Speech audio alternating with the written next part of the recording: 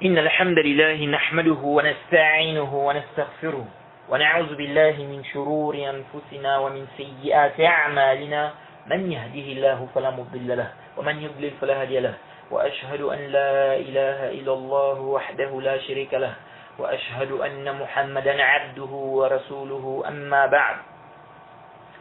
Louange Allah, le créateur des cieux et de la terre, on le loue tout ce qui nous accorde comme bien comme grâce, une demande de prière sur son prophète Mohammed sallallahu alayhi wa sallam, sa famille, ses compagnons et tous ceux qui les ont suivis jusqu'au jour de la rétribution. Celui qui a guidé, personne ne peut l'égarer. Celui qui a égaré, personne ne peut le guider. Alors nous sommes toujours dans la traduction du livre du Cheikh Rabi' al-Maqalat al-Athariya fi ar-radd ala shubhat wa tashribat al-Haddadiyya. Donc les paroles textuelles refutant les ambiguïtés, les troubles provenant des Haddadiyya. Nous sommes dans le lieu numéro 27. Alors on est toujours sur le jugement de celui qui délaisse sa prière. On a parlé du hadith de l'intercession. Alors ce hadith, qui est le hadith de l'intercession, c'est un hadith clair. La version d'Abu Sa'id al-Khudri. Cette version nous montre clairement que celui qui a délaissé la prière n'est pas du tout mécréant. Et on a déjà lu ce hadith-là. On a lu ce hadith-là plus d'une fois. Alors, intabihu huna. Dans ce hadith, donc le hadith de l'intercession, donc la version d'Abu Sa'id al-Khudri, on voit qu'Allah fera sortir des gens de l'enfer, il fera sortir des gens qui n'ont jamais fait le bien. Et quand on regroupe les versions du hadith, on se rend compte que ceux-là, ceux qui vont sortir là, donc ceux qu'Allah fera sortir, qui n'ont fait aucun bien, ceux-là avaient le tawhid. Ils avaient le tawhid. Donc, quand on dit ils n'ont fait aucun bien, ça veut dire quoi? Qu'ils n'avaient pas le tawhid? Non, ils avaient le tawhid. Maintenant le débat, est-ce qu'en dehors du tawhid, ils avaient d'autres œuvres? Ah, c'est là maintenant le débat. Alors, certains ont apporté des objections à cet argumentaire. Donc, par rapport au hadith de l'intercession, la version d'Abu Sa'id al-Khudri. Certains ont dit, ceux qui vont sortir de l'enfer là, tous priaient. Donc tous ceux qui vont sortir de l'enfer, tous ceux qui vont sortir de l'enfer, bon, dans le hadith de l'intercession là, tous ceux qui vont sortir de l'enfer là priaient. Donc ceux que les croyants vont faire sortir, ceux que les anges vont faire sortir, ceux qu'Allah lui-même va faire sortir. Tout ce monde-là priait. Ils disent que les croyants, les anges, vont reconnaître cela à travers les traces des prosternations. Et donc, tous priaient. Tous priaient. Alors nous disons, cette parole est complètement batilun. Dire que tous ceux qui vont sortir de l'enfer, dans le hadith de l'intercession, tous ceux qui vont sortir de l'enfer là, c'était des gens qui priaient.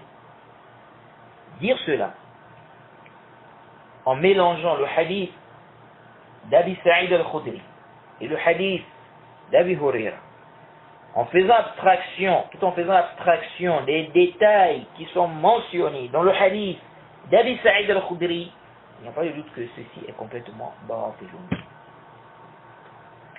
Le hadith d'Abi Huraira et le hadith d'Abi Sa'id al-Khudri, ce sont deux hadiths qui parlent du même sujet, la question de l'intercession. Sauf que il y a un hadith qui est détaillé et il y a un hadith qui est résumé.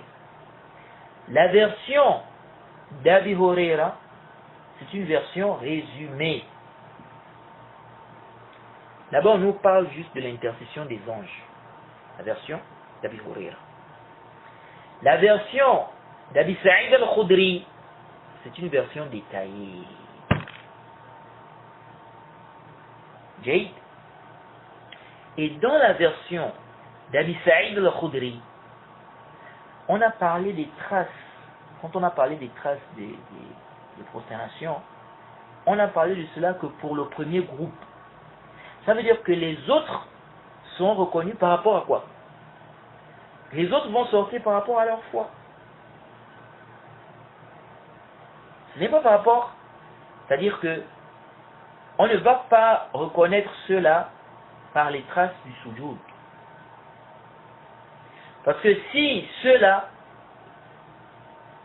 était reconnu par les traces du soujoud, donc les autres groupes, en dehors du premier groupe qui va sortir, mais s'ils étaient reconnus par les traces du soujoud, ils devaient sortir avec le premier groupe. Vous voyez, ils devaient sortir avec le premier groupe. Et ici, Intabihu.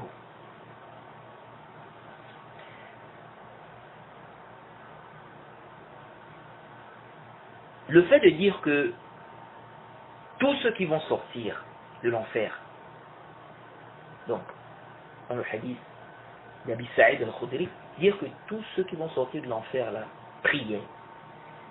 Nous disons que c'est une prétention qui n'a pas de preuve, premièrement. Deuxièmement, ça contredit le texte. Puis ça contredit la parole d'Allah, qui a fait la différence entre, entre la première fois et les autres fois. La première fois, il a dit, partez, donc, il a dit s'adressant aux croyants, partez, faites sortir ceux que vous connaissez parmi eux. Et les autres fois, il n'a plus dit cela. Il a dit, faites sortir ceux qui ont dans leur cœur ceci, cela, ceci, cela. Il pouvait dire, faites sortir ceux que vous voyez avec les traces du soujoud. Et ici, là, quand on parle des traces du soujoud, il faut bien comprendre. Parce que quelqu'un peut dire, ceux qui sont restés, peut-être, ils ne priaient pas beaucoup, donc ils n'avaient pas les traces du soujoud. Non.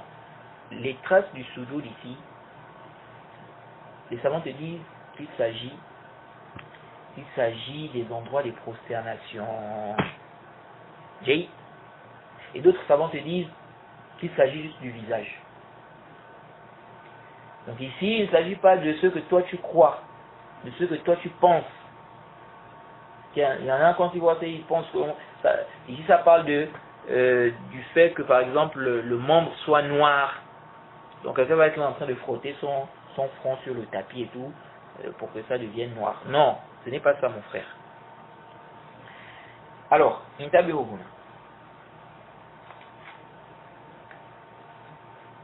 dans le hadith en question, on dit quoi?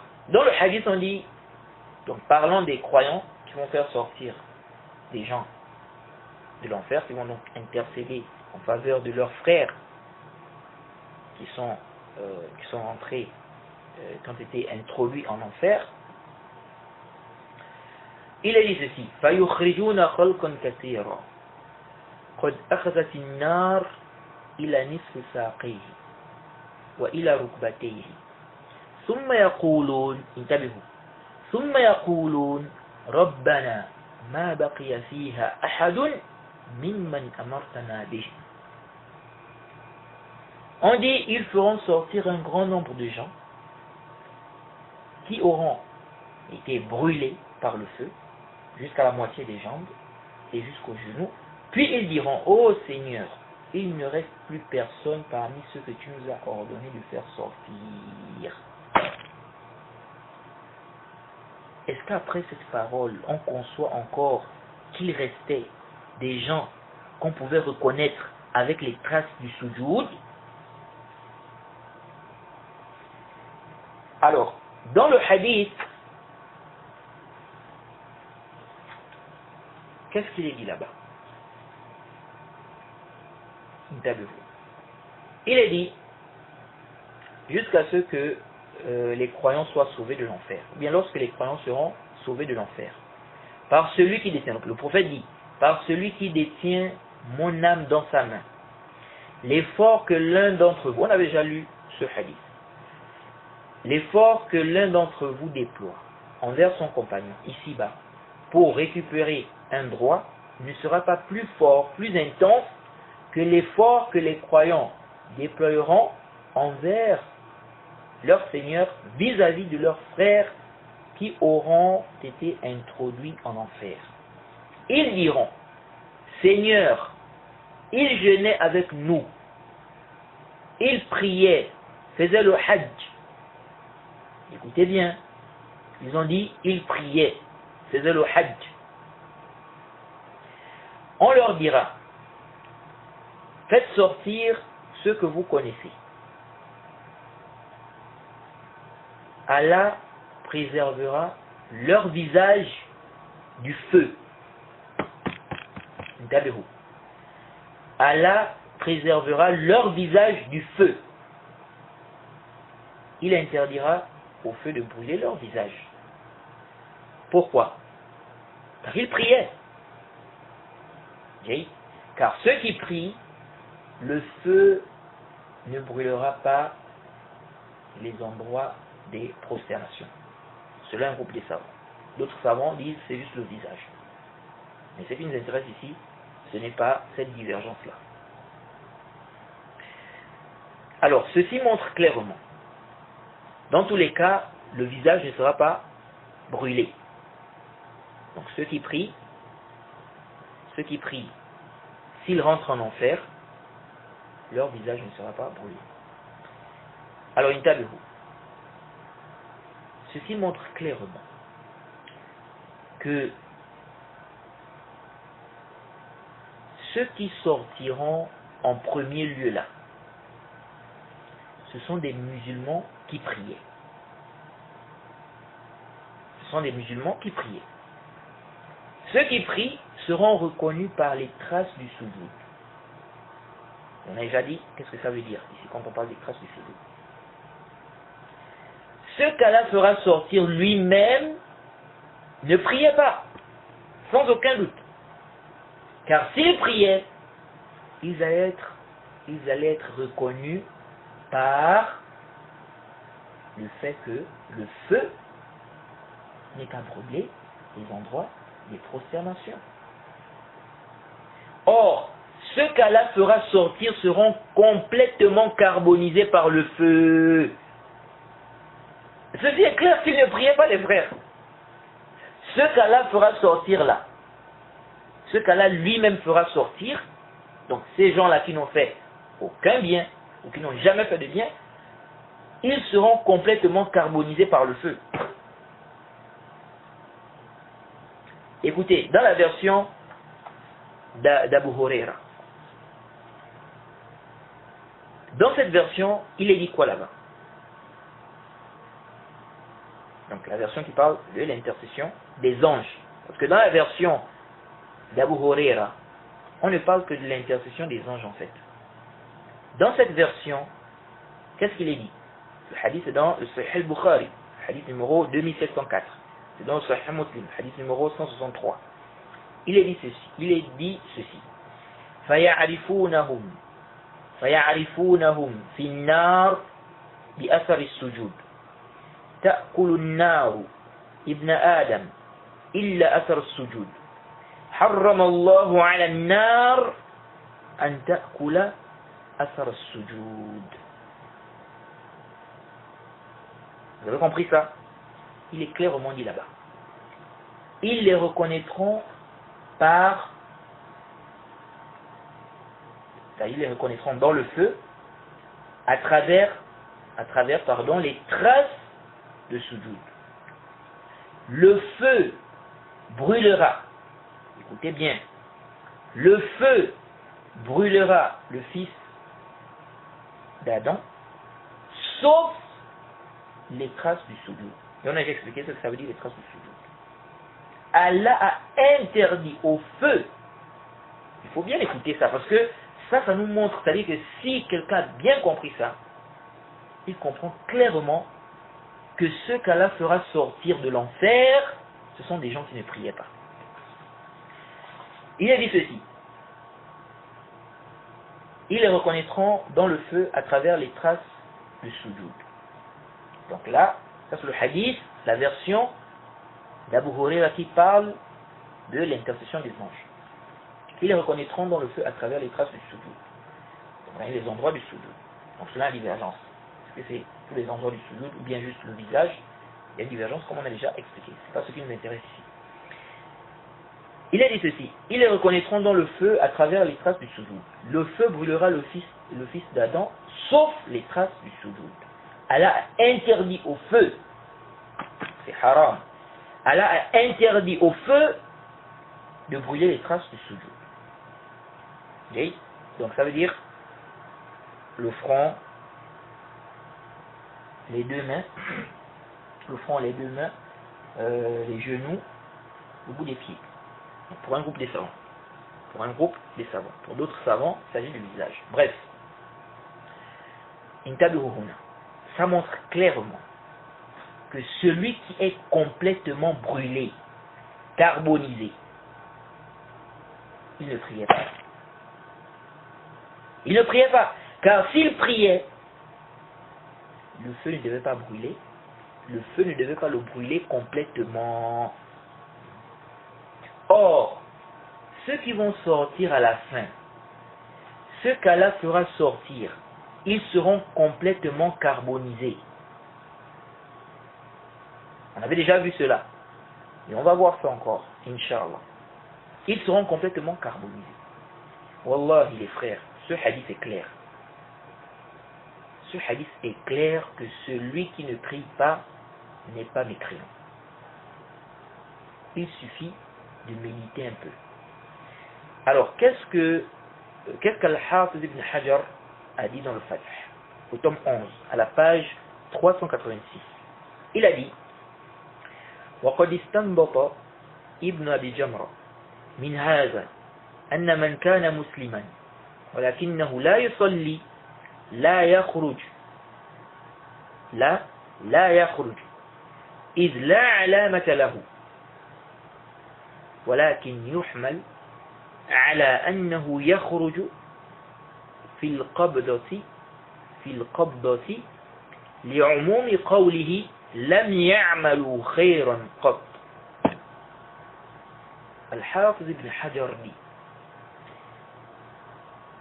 Ibn Abi Jamra a tiré de là que celui qui est musulman et qui ne prie pas, il ne sortira pas, car il n'aura pas de signe.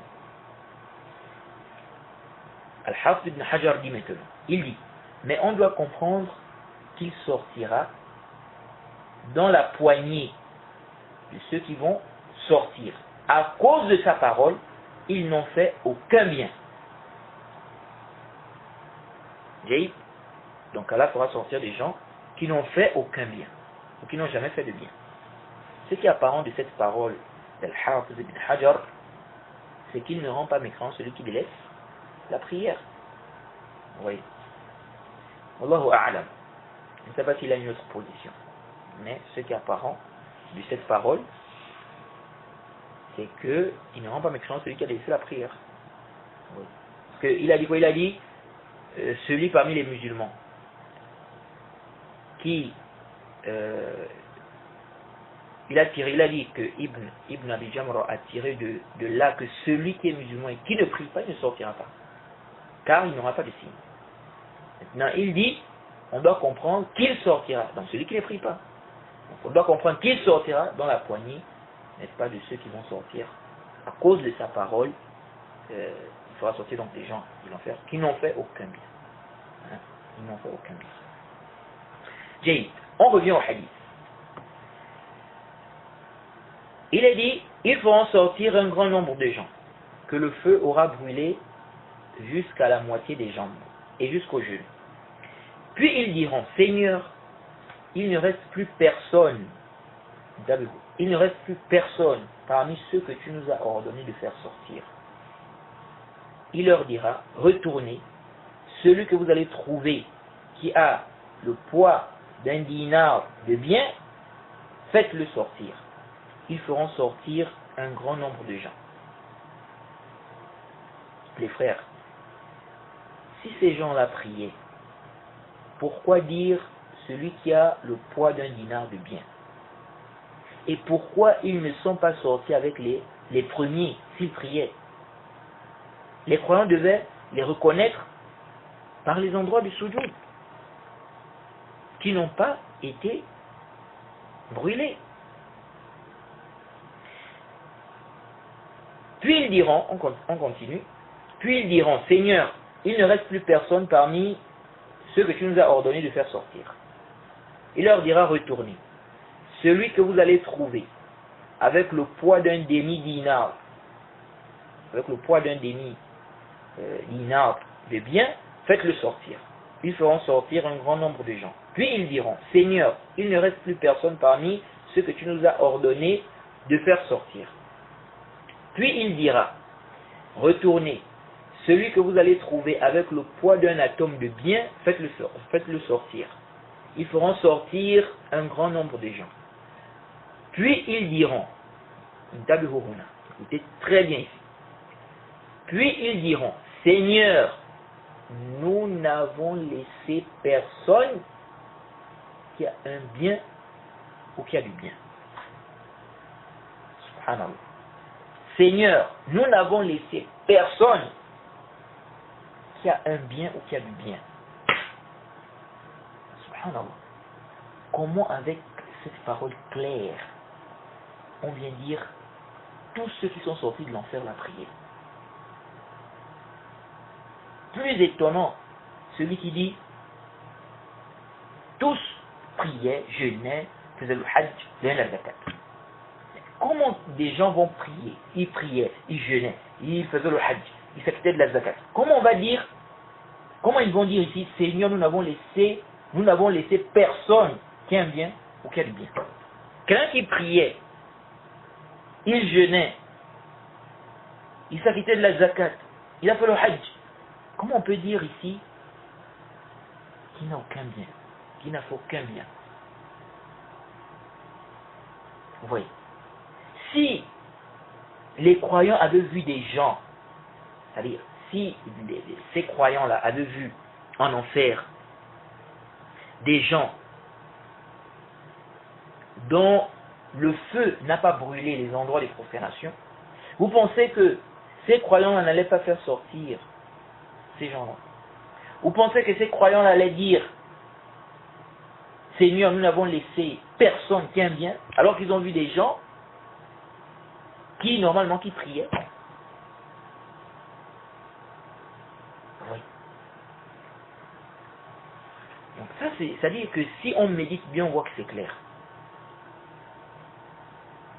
Donc déjà, s'ils priaient, si ces gens-là priaient, vous dites tous ceux qui sont sortis la priaient. S'ils priaient, comment les croyants vont dire, nous n'avons laissé personne qui a un bien ou qui a du bien? Le fait de prier déjà, c'est un grand bien. Et si on ajoute encore à cela le jeûne, le hajj, oui. Donc comment ils peuvent dire, Seigneur, nous n'avons laissé personne qui a un bien ou qui a du bien? Alors que c'est-à-dire, ceux qui sont restés, ce sont des gens qui priaient. Comment ça? Comment ça? Donc ceci est clair. C'est clair qu'ils n'ont vu aucune trace de soujoud chez ceux qui sont restés là. Et donc ce sont des gens qui ne priaient pas. C'est pourquoi ce qu'Allah fera sortir lui-même, ceux-là aussi ne priaient pas. Et ceci est clair. Vous voyez. Ensuite, Allah dit, dans le hadith, les anges ont, donc on revient au hadith, les anges ont intercédé. Suivez attentivement. Allah dit, les anges ont intercédé. Or, c'est venu dans le hadith d'Abi Huraira qui parlait de l'intercession des anges. Allah ordonnera aux anges de faire sortir de l'enfer ceux qui n'ont rien associé à Allah, parmi ceux qu'Allah voudra faire miséricorde, parmi ceux qui témoignent qu'il n'y a aucune divinité digne d'adoration en dehors d'Allah. et ils les reconnaîtront dans l'enfer par les traces des prosternations, les endroits de prosternation. Le feu brûlera le fils d'Adam, sauf les traces de prosternation, jusqu'à la fin du hadith. Ce hadith, la version d'Abu Huraira, montre clairement qu'Allah va ordonner aux anges de faire sortir ceux qui auront le tawhid et qui priaient. Ça montre clairement que ceux que les anges vont laisser en enfer ne priaient pas. Sinon les anges n'allaient pas les laisser, puisqu'ils seront reconnus par des traces des prosternations. Et Allah leur a ordonné de les faire sortir de l'enfer. Et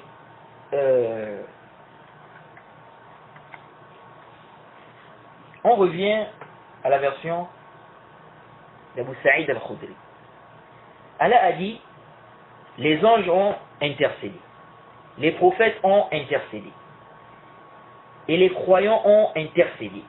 Il ne reste plus que le plus miséricordieux des miséricordieux.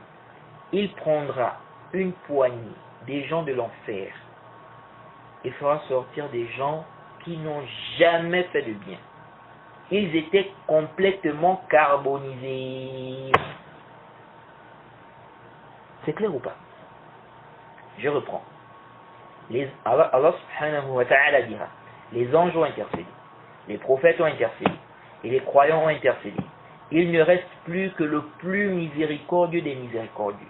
Il prendra une poignée des gens de l'enfer et fera sortir des gens qui n'ont jamais fait de bien, ou qui n'ont fait aucun bien. Ils étaient complètement carbonisés. Ça montre que ceux-là ont été complètement brûlés. Donc c'est clair qu'ils ne priaient pas. Parce que s'ils priaient, le feu ne devait pas brûler des endroits de prosternation. Car Allah a interdit au feu de brûler les traces des prosternations. Ça c'est clair. Il suffit de méditer. Quand on regroupe le hadith d'intercession, on prend la version d'Abu Huraira, on prend la version d'Abu Sa'id al-Khudri. Quand on regroupe ces deux versions, on lit ça bien, on se rend compte que c'est clair. Que celui qui a délaissé la prière, il n'est pas du tout mécréant. Et cette partie du hadith est confirmée par les gens du paradis. Ils diront, ça c'est dans Bukhari et Muslim, c'est rapporté par l'imam Bukhari et l'imam Muslim, les gens du paradis diront, dans cette partie où il est dit qu'Allah prendra une poignée des gens de l'enfer, il fera sortir des gens qui n'ont jamais fait de bien ou qui n'ont fait aucun bien. Les gens du paradis diront, parlons de ceux-là qu'Allah a fait sortir de l'enfer, qu'Allah lui-même a fait sortir de l'enfer, donc ceux-là qui n'ont fait aucun bien. Les gens du paradis diront, ce sont les affranchis d'Allah qu'il a fait rentrer au paradis sans qu'ils aient accompli une œuvre ou quelque chose de bien au préalable. Les frères, est-ce qu'on peut dire ce genre de propos pour des gens qui priaient? Les gens du paradis diront quoi? Ce sont les affranchis d'Allah qu'il a fait rentrer au paradis sans qu'ils aient accompli une œuvre ou quelque chose de bien au préalable. Est-ce qu'on peut dire de tels propos pour quelqu'un qui priait? Si quelqu'un prie, tu le vois prier, on te demande, est-ce que tu as vu une bonne œuvre de cette personne? Qu'est-ce que tu vas dire? Si tu dis par exemple, je n'ai vu, ou bien si tu dis, il n'a fait aucun bien, il n'a jamais fait de bien, n'est-ce pas une injustice? C'est-à-dire, tu vois quelqu'un prier, on te demande, est-ce que celui-là a fait une bonne œuvre? Toi tu dis, il n'a fait aucun bien, il n'a jamais fait de bien. N'est-ce pas une injustice? C'est une injustice. Oui. Et quand on regarde, qu'est-ce qui a fait que les gens du paradis ceux du paradis là, qu'est-ce qui a fait qu'ils disent cette parole? Ces croyants-là, qui ont vu cela et qui ont dit, ce sont les affranchis d'Allah qui a fait rentrer au paradis sans qu'ils aient accompli une œuvre ou quelque chose de bien au préalable. C'est comme si ici, ceux-là qui sont, ceux qui ont dit ça, car ils ont fait sortir des gens qui avaient des œuvres apparentes. Donc, comme ils ont vu qu'il ne restait plus des gens qui avaient un bien, qui avaient donc, des gens qui ont eu à accomplir un bien, comme ils ont vu cela, et ils ont vu qu'Allah a fait sortir des gens qui sont quand même restés. Ils ont alors dit cette parole. Vous voyez, ça montre que ces gens-là qui sont sortis, donc ces gens qu'Allah a fait sortir, s'ils avaient des actes apparents, ils allaient sortir depuis.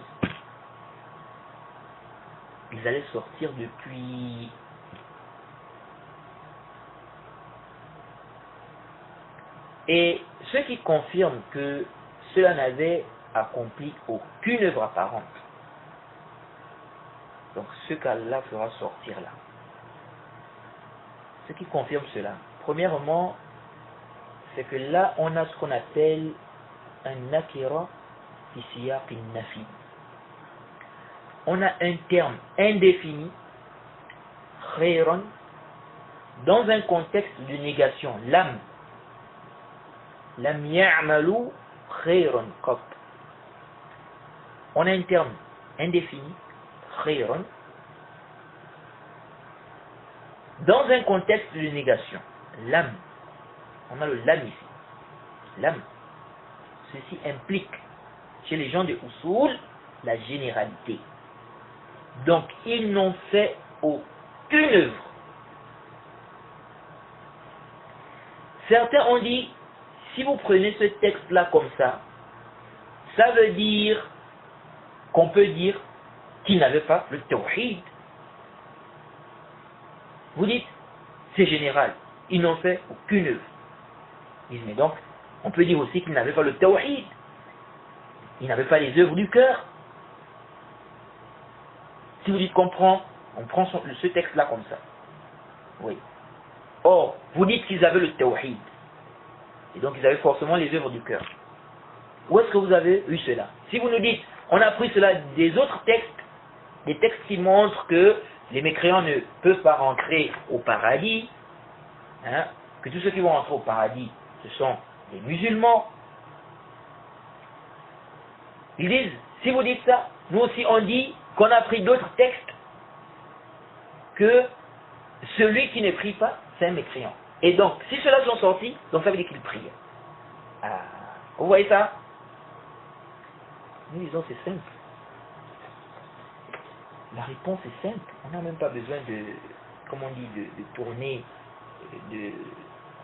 tourner, bien de faire, d'aller midi à 14h, comme on dit chez nous. En réponse à cela, nous disons, vraiment, vous avez été distrait. Vous avez été distrait.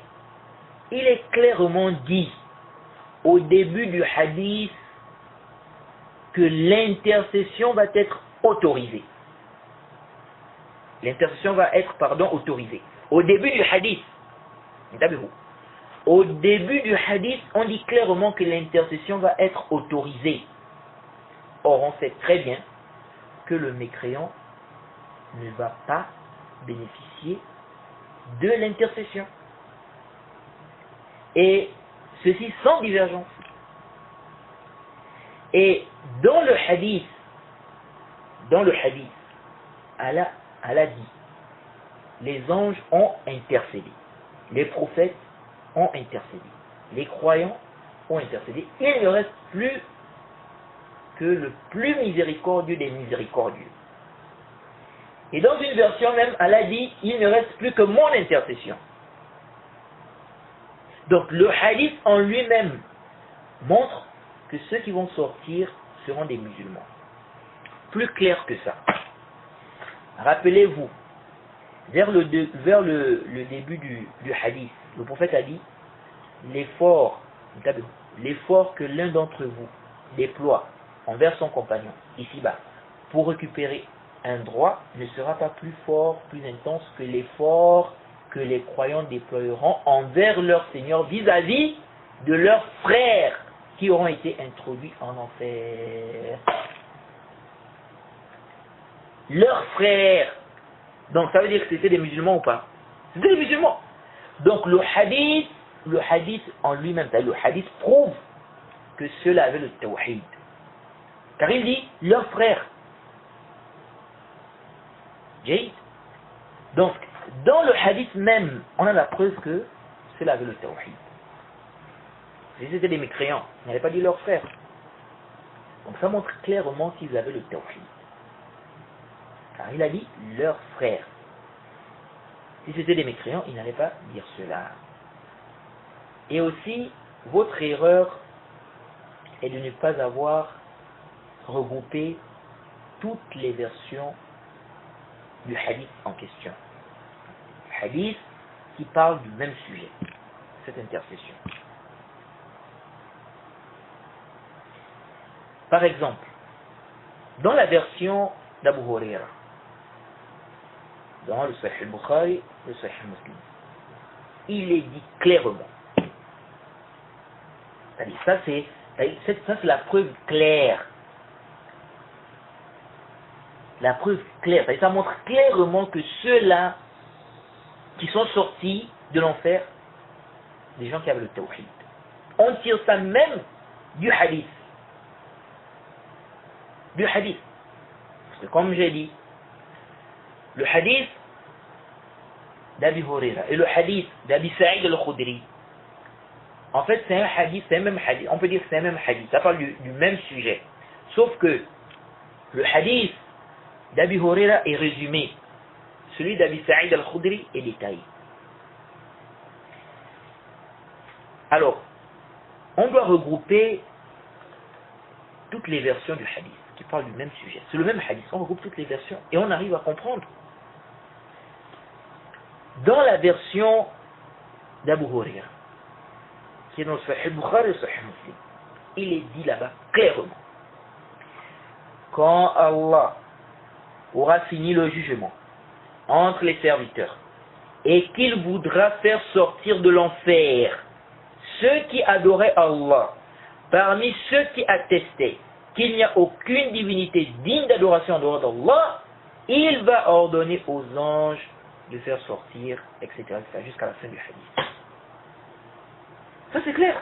C'est clair que ceux qui vont sortir de l'enfer là, ce sont des gens qui n'ont pas fait le shirk. Donc c'est des gens qui avaient le tawhid.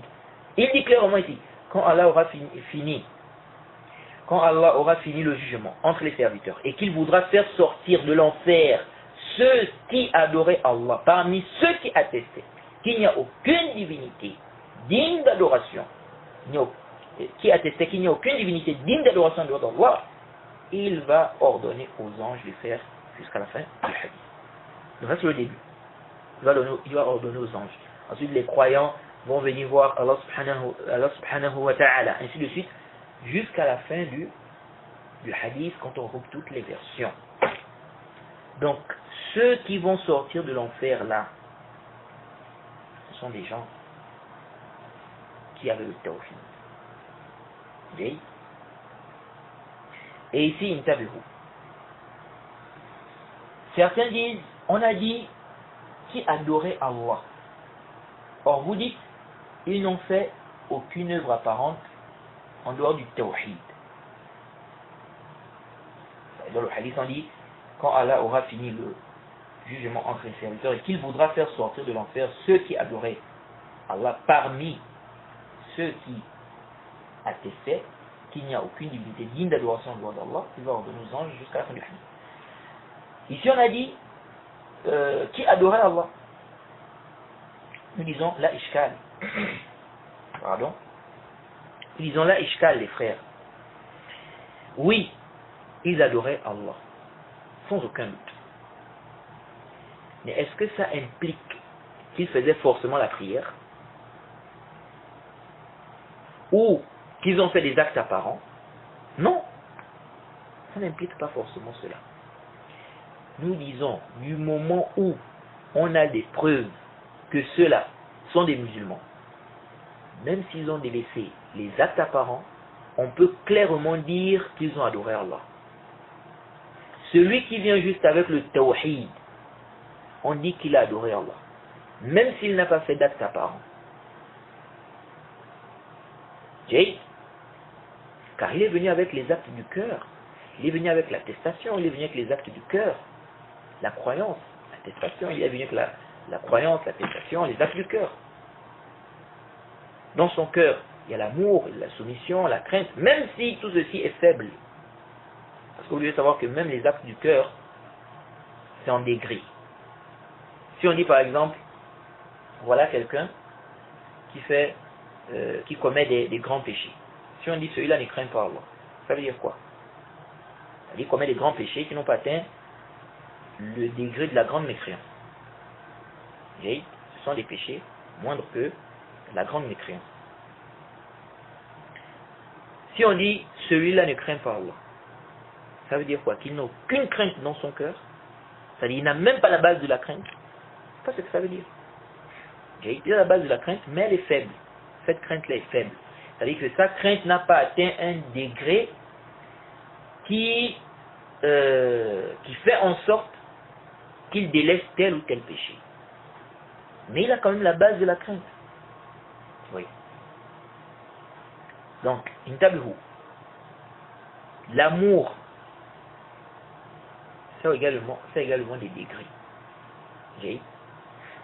Par exemple, on va dire, on pensait que la crainte d'Abu Bakr, c'est la même crainte que par exemple un pervers parmi les musulmans, quelqu'un qui il vole, il tue, ils n'ont pas la même crainte. Mais tant qu'il est musulman, celui-là, le pervers là, tant qu'il est musulman, il a quand même la base de la crainte. L'amour aussi, il a la base de l'amour. Oui. Ça, c'est des points aussi qui sont importants à comprendre quand on parle du chapitre de la foi. Parce qu'il y a des gens aussi qui se sont égarés ici. Bref. Donc, nous disons, celui qui vient avec le tawhid, même s'il n'a pas fait des actes apparents, on dit qu'il a adoré Allah. L'adoration est un nom qui englobe tout ce qu'Allah aime et agrée, comme parole et acte. Comme parole et acte apparents ou cachés. Rappelez-vous. Apparents ou cachés. L'adoration n'est pas limitée aux actes apparents. Et on reviendra sur ce point-là lorsqu'on va citer une de leurs ambiguïtés. Les gens qui viennent avec cette objection-là.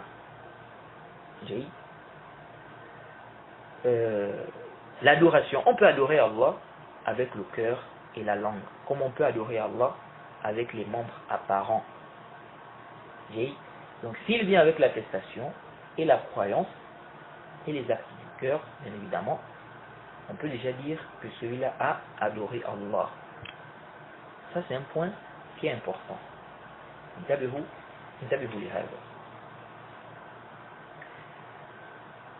Alors, donc, de ce même hadith, du même hadith, donc il parle de l'intercession, du même hadith, on a pu faire sortir, on a pu montrer que ceux-là qui vont sortir, ce sont des gens qui avaient le tawhid. Ce sont des gens qui ont le tawhid. Maintenant vous, faites-nous sortir de ce même hadith des versions de ce hadith.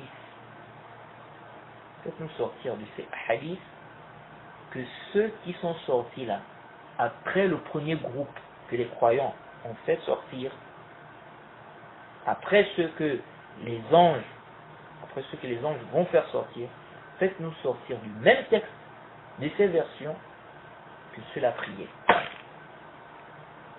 Vous n'avez aucun dalil dans ces versions.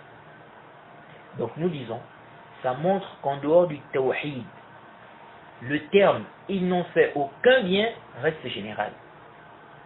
En dehors du tawhid, le terme « ils n'ont fait aucun bien » reste général. Et s'il y avait une exception à faire ici, le prophète allait la faire. Il allait accepter la prière. Vous voyez? Comme il ne l'a pas fait, ça montre clairement que ceux-là qui sont sortis après ou en dernier ne priaient pas. Jay. Certains ont dit ceux que les anges vont faire sortir, ce sont les dernières personnes. Ce sont les dernières personnes à sortir. Or, le hadith dit qu'ils seront reconnus par les traces du sujoud. Je ne sais pas si c'est compris. C'est-à-dire, ils disent, dans le hadith d'Abi Huraira, qui parle de l'intercession des anges, il est dit là-bas que ceux que les anges feront sortir seront reconnus par les traces du sujoud.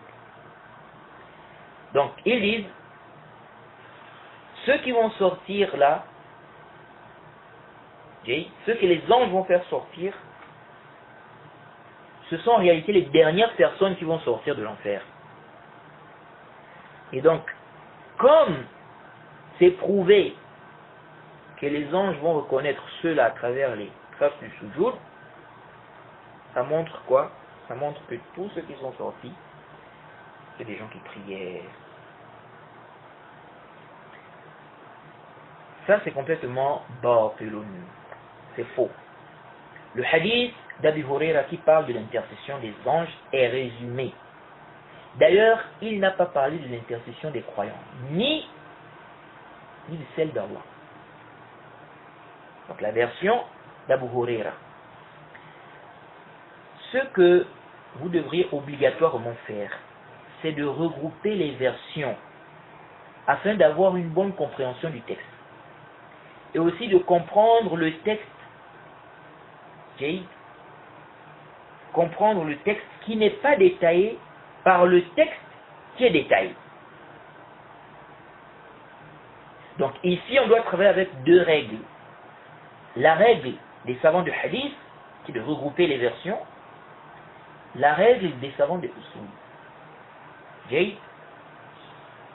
qui est de comprendre le texte qui n'est pas détaillé à la lumière du texte qui est détaillé.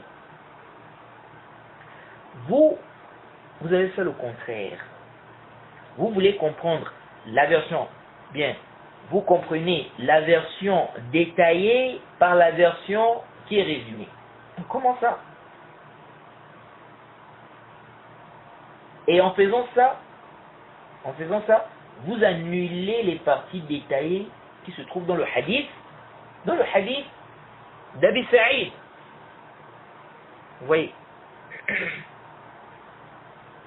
Quant au fait de dire qu'à la fin du hadith d'Abi Huraira, avant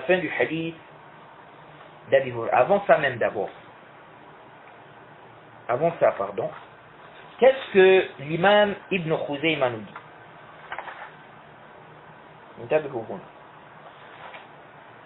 L'imam Ibn Khuzayma nous dit, dans son livre Kitab al-Tawhid, vraiment ça c'est un grand livre, et je demande à Allah de me faciliter afin qu'un jour je puisse expliquer ce livre. C'est vraiment un grand livre, ce livre de l'imam Ibn Khuzayma. Il dit dans son livre Kitab al-Tawhid, au tome 2, à la page 602, il dit فأصحاب النبي صلى الله عليه وسلم ربما اختصروا أخبار النبي صلى الله عليه وسلم إذا حدثوا بها وربما اقتصوا الحديث بتمامه وربما كان اختصار بعض الأخبار أن بعض السامعين يحفظ بعض الخبر ولا يحفظ جميع الخبر وربما نسي بعد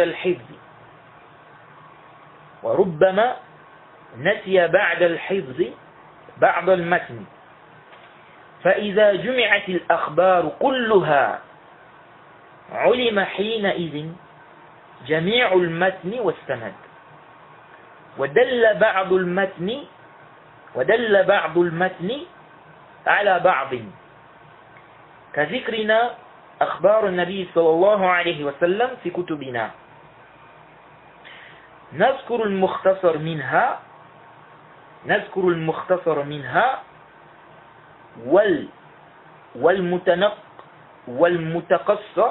والمتقصر منها نعم والمتقصر منها والمجمل والمفسر فمن لم يفهم هذا الباب لم يحل له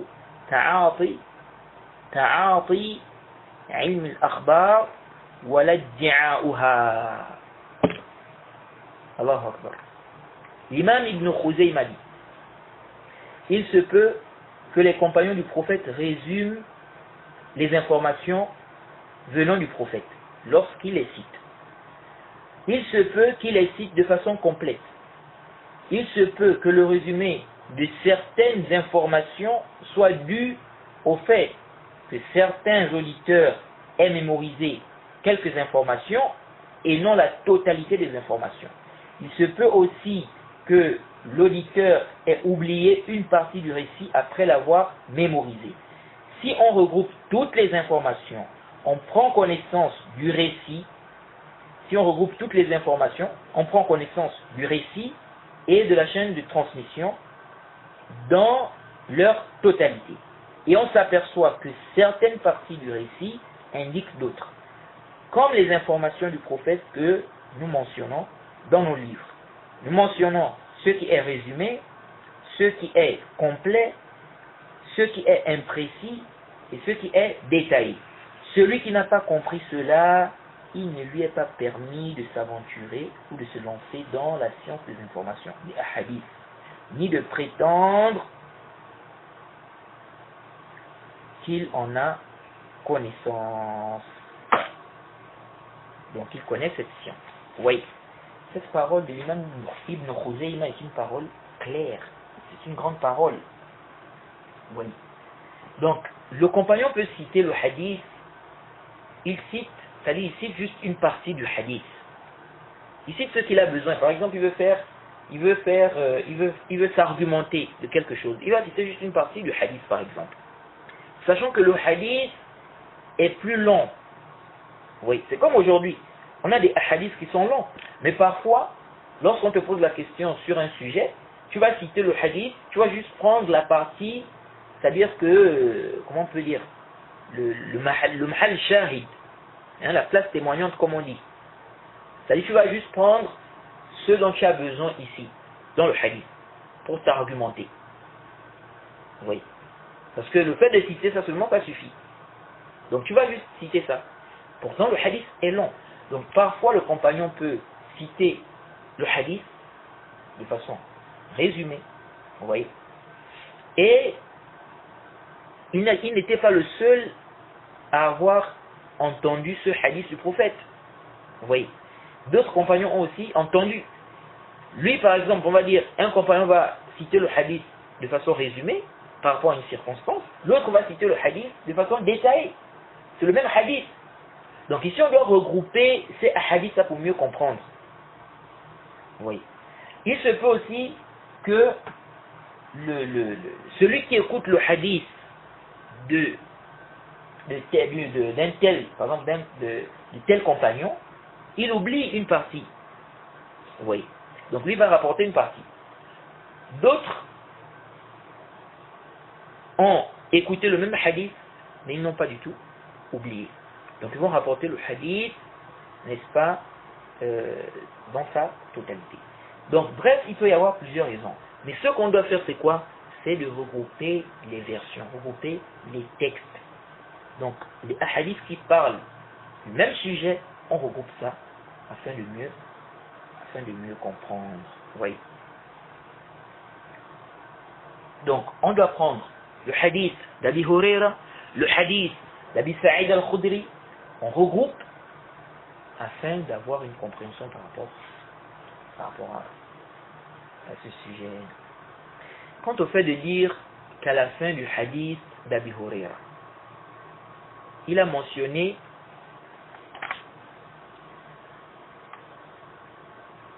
le fait de dire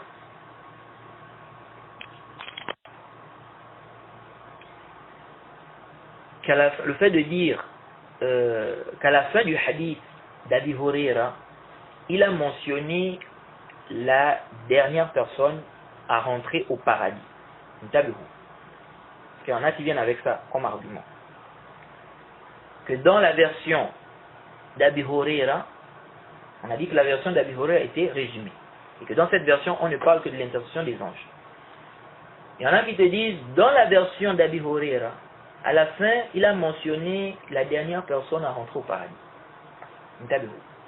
Nous disons, entre l'intercession des anges et l'entrée de cet homme au paradis, plusieurs choses se sont passées. La version d'Abu Huraira n'a pas mentionné cela. Et ça c'est clair. Pour celui qui lit bien, c'est hadith-là. Sinon, où est l'intercession des croyants? Où est l'intercession des croyants? Où est celle d'Allah? C'est où dans le hadith d'Abi Huraira? Ce n'est pas mentionné. Vous voyez. Donc c'est clair. On n'a pas besoin de philosopher.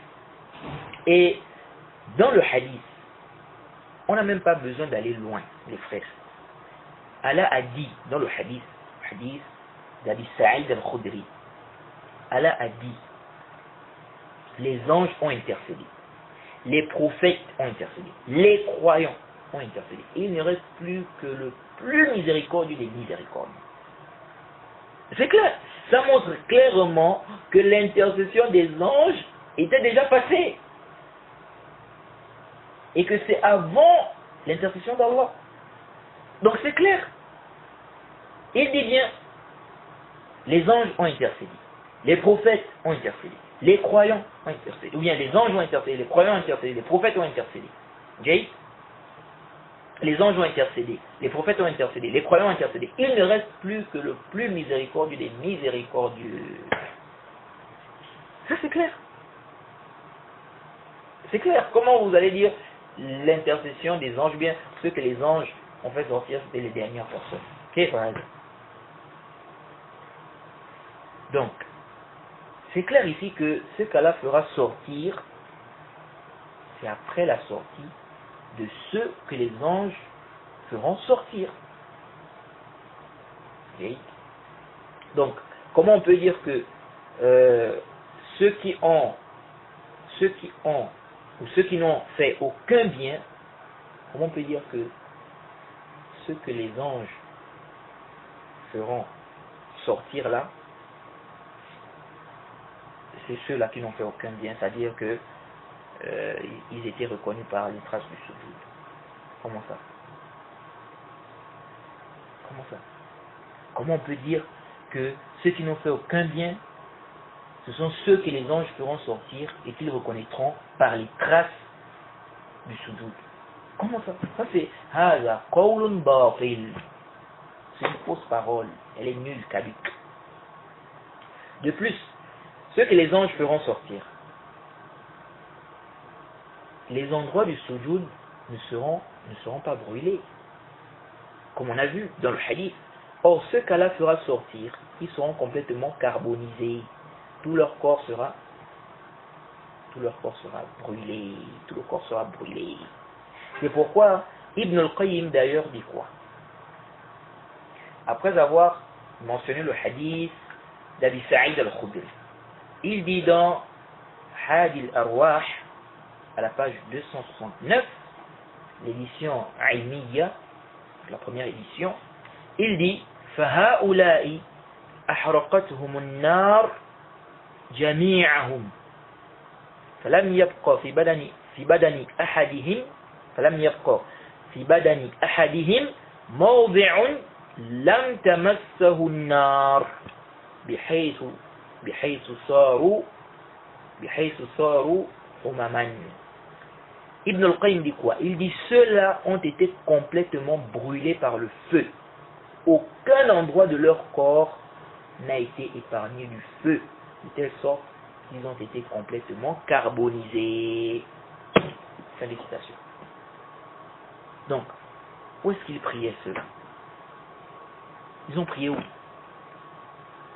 C'est clair qu'ils ne priaient pas, les frères. C'est clair qu'ils ne priaient pas. Ensuite, certains ont dit, dans le hadith d'Abi Sa'id, vers le début, dans le hadith d'Abi Sa'id, vers le début, après que ceux qui adoraient les arbres, les tawarik, soient tombés en enfer, ils disent, il ne restera que ceux qui se sont prosternés pour Allah, sincèrement, ou par ostentation et hypocrisie. Allah dévoilera sa jambe, il ne restera pas des gens qui se prosternaient pour Allah sans qu'on ne leur permette de se prosterner. Et ceux qui se prosternaient par ostentation n'arriveront pas à se prosterner. Les hypocrites vont périr, et les croyants qui se prosternaient pour Allah ici-bas resteront. Donc ça montre que ceux qui n'ont fait aucun bien là priaient. Pourquoi vous argumentez de la fin du hadith et vous laissez le début du hadith? Alors,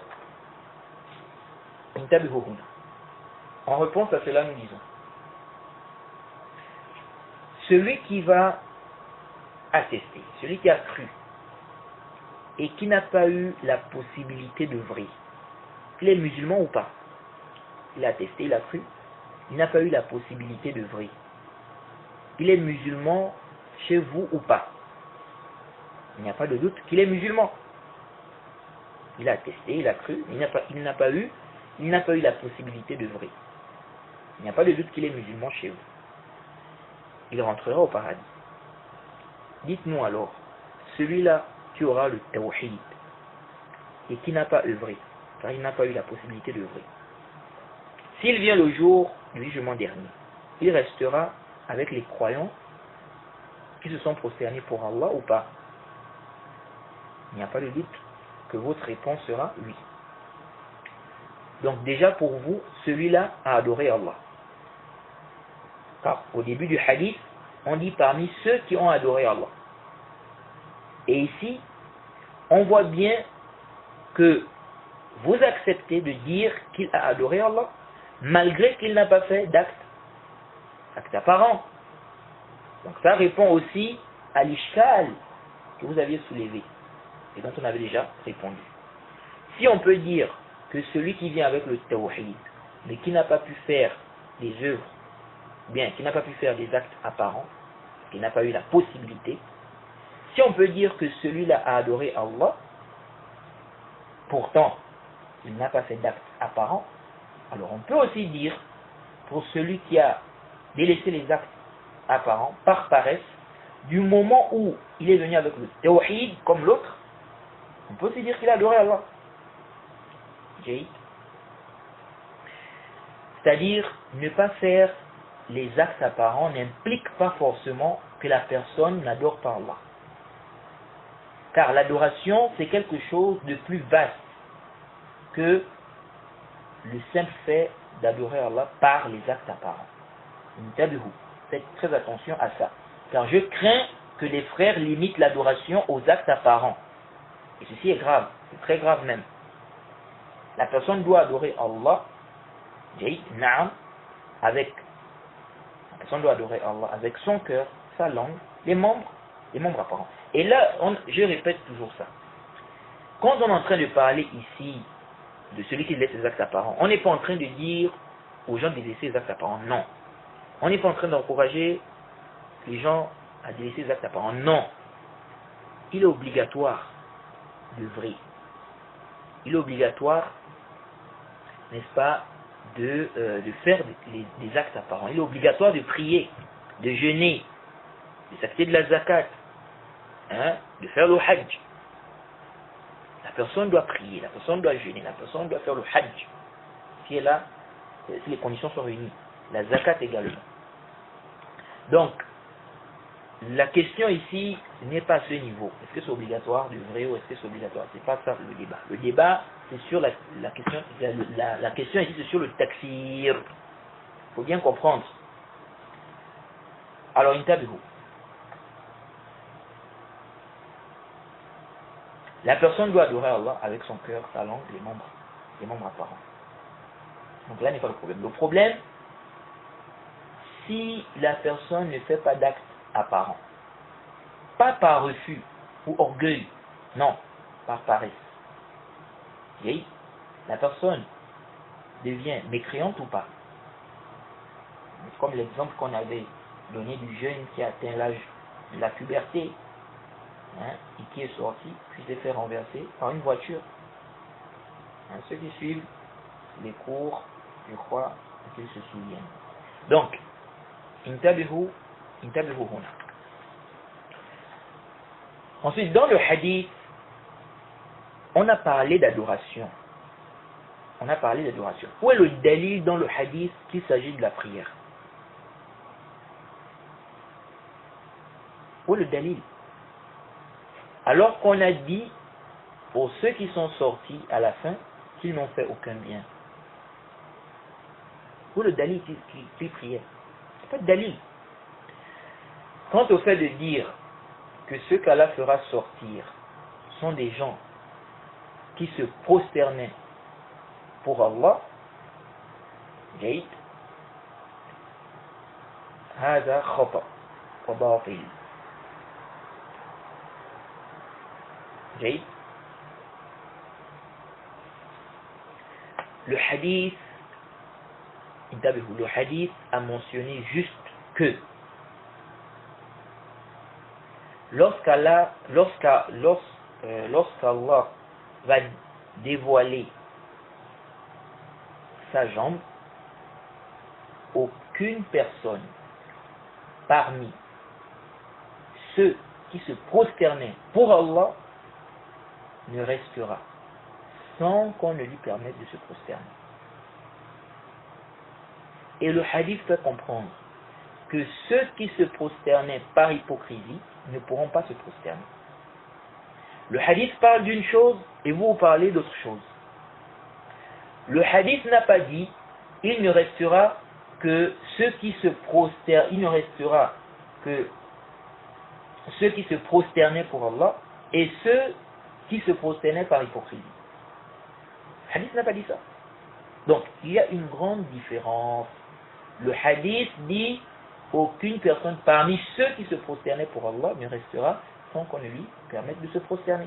Et le hadith fait comprendre que ceux qui se prosternaient par hypocrisie ne pourront pas se prosterner. C'est ce que le hadith montre. Oui. Le hadith n'a pas dit qu'il ne restera que ceux qui se prosternaient pour Allah et ceux qui se prosternaient par hypocrisie. Donc, il y a une grande différence. Donc le hadith ne dit pas ce que vous dites en fait. Le hadith parle de ceux qui se prosternaient sincèrement pour Allah et ceux qui le faisaient par hypocrisie. Quant à ceux-là qui ne se sont même pas prosternés, donc ceux-là qui n'ont même pas prié, le hadith ne fait pas mention d'eux dans cette partie du hadith. Dans cette partie du hadith. Est-ce qu'ils vont se prosterner avec les croyants ou pas? C'est pas mentionné. Et vous êtes sans ignorer qu'il y a des gens qui se sont islamisés et qui sont morts, qui n'ont pas eu le temps de prier. Ils se sont islamisés, aussitôt ils sont morts, ils n'ont pas eu le temps de prier. vous mettez ces gens-là où? Ils vont rester avec les croyants ou pas? Ou celui dont la prière n'est pas encore obligatoire sur lui? Celui qui n'a pas encore atteint l'âge de la puberté, il restera avec les croyants ou pas? Si vous dites oui, ça contredit votre argumentaire, qu'il ne restera que ceux qui se prosternaient pour Allah et ceux qui se prosternaient par hypocrisie. En résumé, nous disons, le hadith au début parle de ceux qui se prosternaient pour Allah ici-bas et ceux qui le faisaient par hypocrisie. Ceux qui le faisaient pour Allah, on leur permettra de se prosterner. Ceux qui le faisaient par hypocrisie, ils ne pourront pas se prosterner. Quant à ceux qui ne se sont même pas prosternés, Allah est le plus savant de leur cas, les plus savants sur leur cas. Le hadith, au début, ne parle pas d'eux. C'est-à-dire en disant qu'ils vont se prosterner, qu'ils vont se prosterner aussi ou pas. Le hadith au début ne fait pas mention de Allah est le plus savant concernant cela. Ensuite, les frères, pourquoi vous apportez des hypothèses qui ne tiennent pas et qui parfois sont en opposition entre elles? Et quant à ceux qui disent que le texte est ambigu, je dis, citez-nous un seul parmi les salafs qui a dit cela, que ce texte-là, donc le hadith d'intercession, que c'est un hadith ambigu. Un seul parmi les salafs. On ne connaît aucun salaf qui a dit ça. Les savants citent ces hadiths-là depuis. Ils réfutent même les khawarij, les murji'a avec ces hadiths-là. Avec ces hadiths, les hadiths d'intercession. Et même ceux qui rendent mécréants, celui qui les laisse la prière, parmi les savants de la sunna, je n'ai vu aucun savant dire que le hadith d'intercession est un hadith ambigu parmi les salafs. C'est pourquoi le Cheikh Rabi' réfute cela. Ceux qui disent que le hadith d'intercession c'est un hadith ambigu. Oui. Et quant à ceux qui mentionnent la parole d'Ibn Khuzayma, ça ne tient pas, et on a déjà expliqué ça. D'ailleurs, après relecture, je me suis même rendu compte que l'imam Ibn Khuzayma ne visait même pas le même sens que certaines personnes visent lorsqu'elles s'argumentent de la parole de l'imam Ibn Khuzayma. Et peut-être on reparlera de ça un autre jour. Quant au hadith où il est dit tel n'a fait aucun bien sauf ceci ou cela, tel n'a jamais fait de bien sauf ceci ou cela. Dans les cours de la prière, on a pris du temps pour réfuter ce genre d'istidlal, ce genre d'argumentaire. Alors qu'on pouvait réfuter ça avec une seule règle. Je me suis rendu compte de cela après. Quelle est cette règle?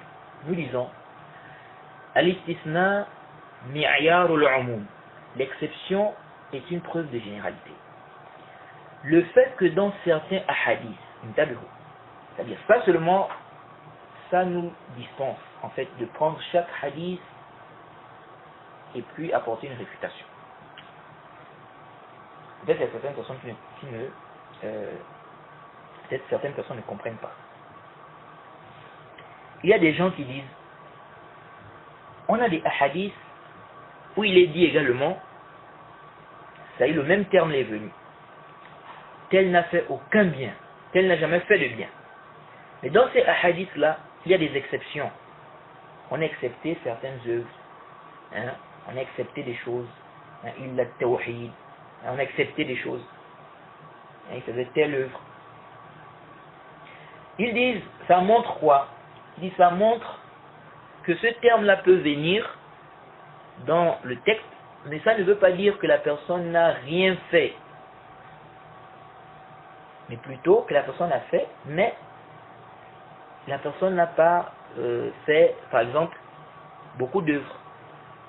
Okay? Ou bien la personne a fait des œuvres, mais ce n'était pas du tout complet. Alors, nous disons, ça c'est une preuve contre vous en réalité. Car nous disons, l'exception est une preuve de généralité. Le fait que dans certains hadiths, il est dit que tel n'a fait aucun bien, sauf ça, ou qu'il y ait des exceptions, c'est une preuve claire que le terme en question, que la phrase là, c'est une phrase générale. Sinon, pourquoi accepter? Pourquoi accepter telle ou telle chose?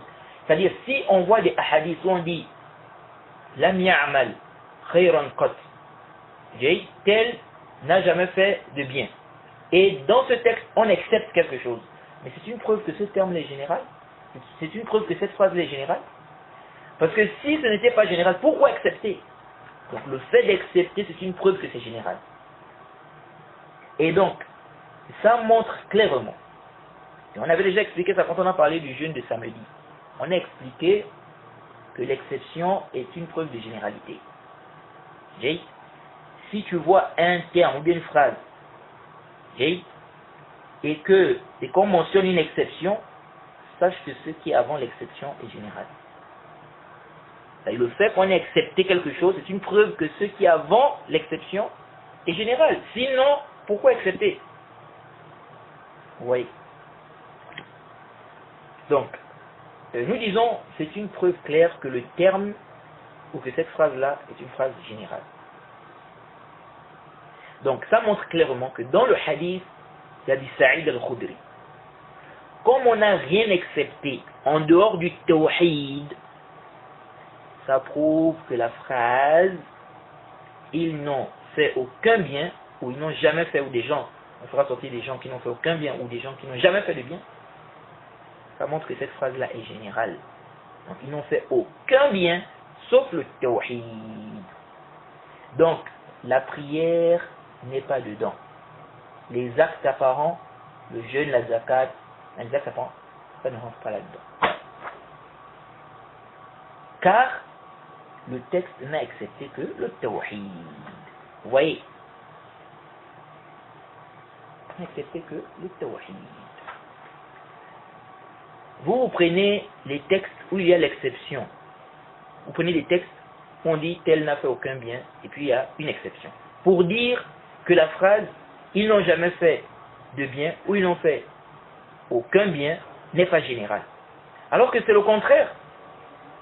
Ces exceptions-là, qui sont venues dans d'autres textes, ça montre que cette phrase-là, ils n'ont jamais fait de bien, ils n'ont fait aucun bien, ça montre que cette phrase-là est générale. Ça montre que quand cette phrase est citée, c'est la généralité. Sinon, pourquoi le prophète accepterait-il des choses? Pourquoi? Vous voyez. Donc vous n'avez aucune preuve dans le hadith d'Abi Sa'id qui montre que ceux qu'Allah fera sortir, ce sont des gens qui priaient. Et dire que ceux-là sont des gens qui n'ont pas eu le temps de faire des bonnes œuvres, mais qui ont fait des péchés, ceci est complètement ba'atiloun. Comment quelqu'un va passer, par exemple, 5 ans, ou même 2 jours, ou 2 semaines, ou 5 ans, ou 10 ans, ou toute sa vie. Il n'a pas eu le temps de faire des bonnes actions, mais il a eu le temps de faire plusieurs péchés. Ça ne tient pas. Ça ne tient pas. Et qu'est-ce que l'imam Ibn al-Qayyim a dit? Ibn al-Qayyim dit quoi? Il dit dans son livre As-Salat wa hukm tarikiha, ça c'est l'édition Ibn Kathir. Il dit à la page 30, quand je voulais qu'on lise même le mabahat là sur le jugement de celui qui laisse sa prière, bon, je vois que c'est quand même un peu long. En tout cas, je vais réfléchir. que Ibn Qayyim aussi a bien parlé de ce sujet-là, le jugement de celui qui délaisse sa prière, dans ce livre-là. Même si on n'est pas d'accord avec sa position. Alors, qu'est-ce qu'il a dit ici? Il dit à la page 30. Il dit à la page 30 de ce livre. Il est en train de parler du jugement de celui qui délaisse la prière. Il a dit, donc là il commençait à citer en fait les arguments des savants qui ne rendent pas mécréant celui qui délaisse sa prière. Il a dit قال الذين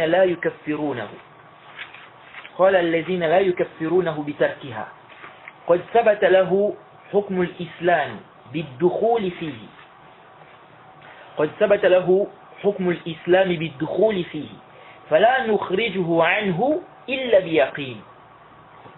Il a dit, déjà avant ça même, j'ai oublié, il a cité le deuxième avis concernant le jugement de celui qui délaisse sa prière. Il a dit وَالثَّانِيَ يُقْتَلُ حَدًّا لَا كُفْرًا وهو قول مالك والشافعي واختار أبو عبد الله ابن بطة هذه الرواية. Il dit, deuxièmement, on le tue, donc parlant de celui qui délaisse sa prière, on le tue en guise de peine, pas en tant que mécréant. On avait déjà parlé de ça. Il dit ça, c'est la parole de l'imam Malik, de l'imam Shafi'i.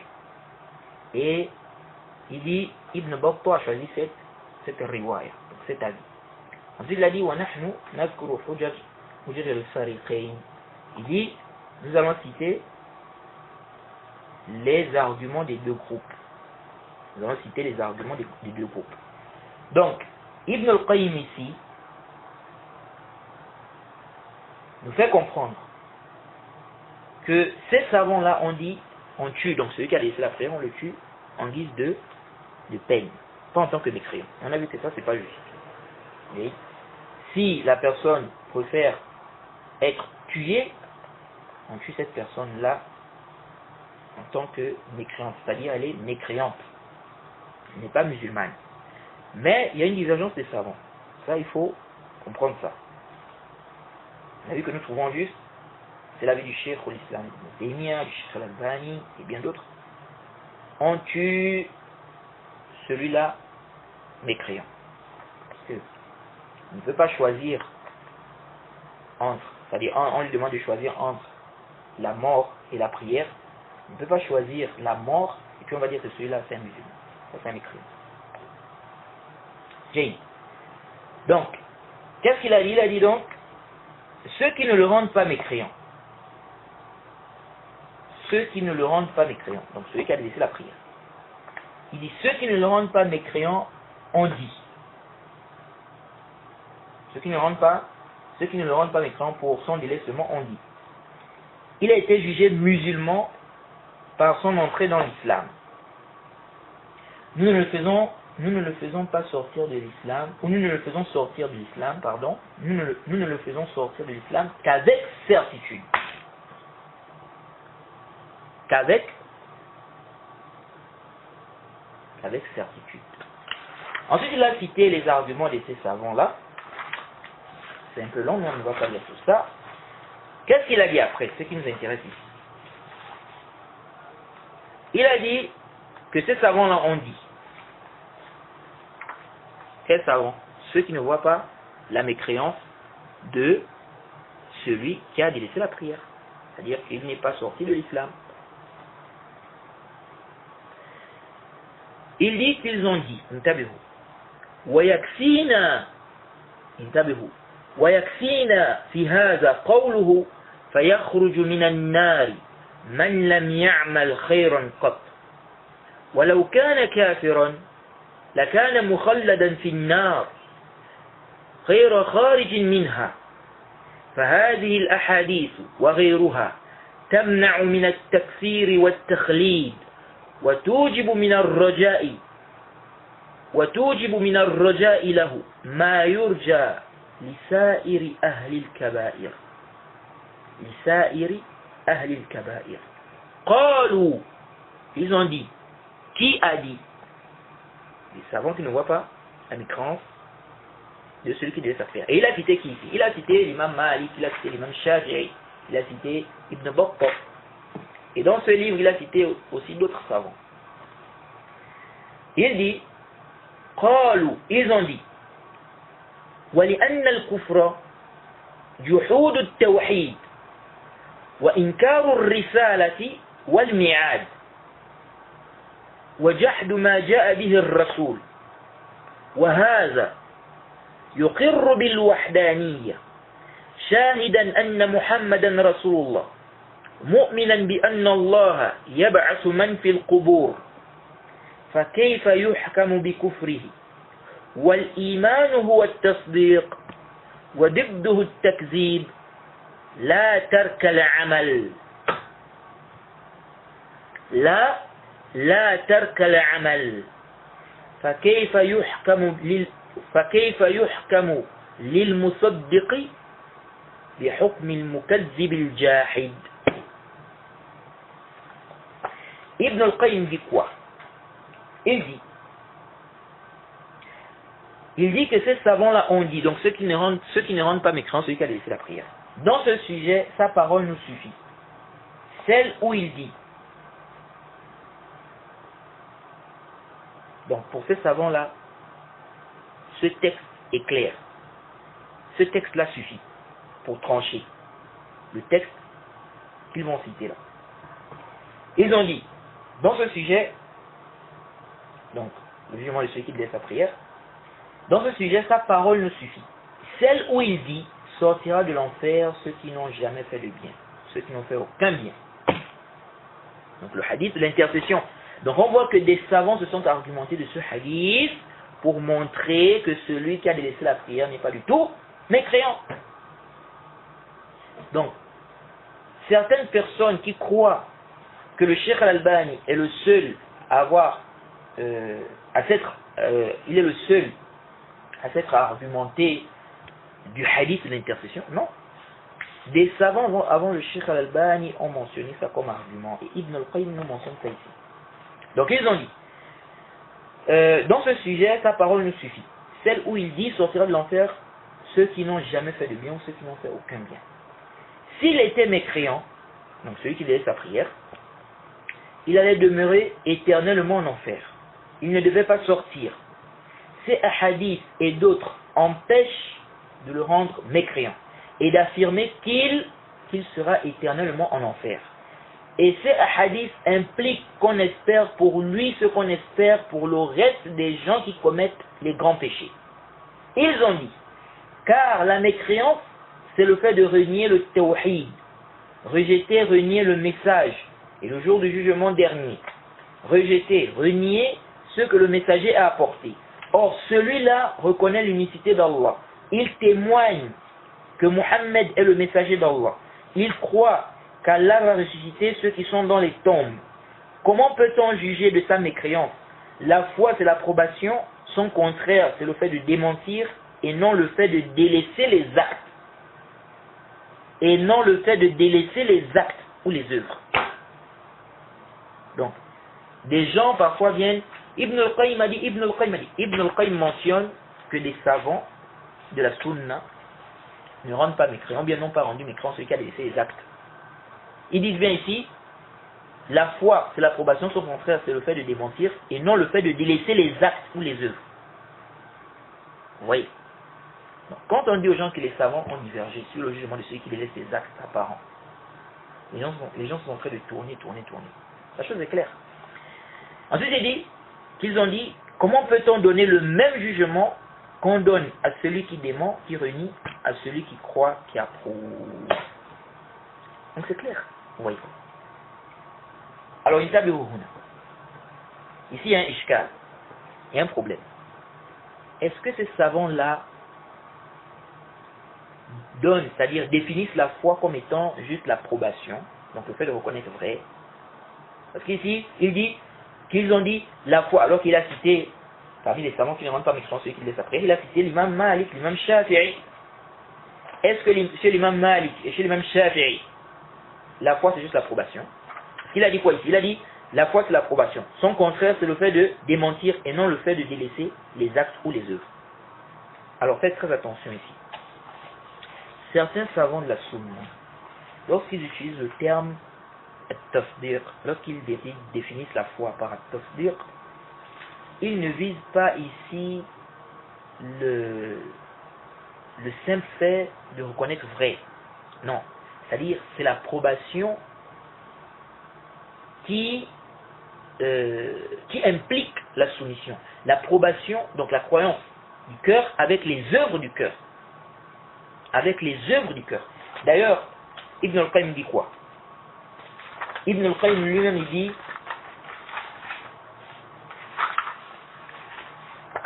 excusez-moi, il dit ceci. Quelle page là? Dans le même livre, page 41, il dit وَنَحْنُ نَقُولُ الْإِيمَانُ هُوَ التَّصْدِيقُ. C'est Ibn al-Qayyim lui-même qui dit. Il dit وَنَحْنُ نَقُولُ الْإِيمَانُ هُوَ التَّصْدِيقُ. Est-ce que quand Ibn al-Qayyim dit ça ici, ça veut dire que chez Ibn al-Qayyim la foi n'est pas parole et acte? Non. Il dit, nous disons, la foi c'est l'approbation, donc le fait de reconnaître vrai. Mais dans le même livre, Ibn al-Qayyim dit que la foi est parole et acte. Donc il faut bien comprendre les paroles des savants, les frères. Donc ici, là, quand Ibn al-Qayyim a mentionné de ces savants-là, qu'ils ont dit que la foi c'est l'approbation, son contraire c'est le fait de démentir et non le fait de délaisser les actes ou les œuvres, on ne doit pas comprendre ici que chez ces savants-là, la foi c'est juste l'approbation, ce n'est pas, c'est-à-dire les paroles, les actes ne rentrent pas dans la foi. Non. Déjà, ils ont parlé de la croyance ici, ils ont parlé de l'attestation, et ici, ils parlent de l'approbation. Ibn al-Qayyim dit quoi?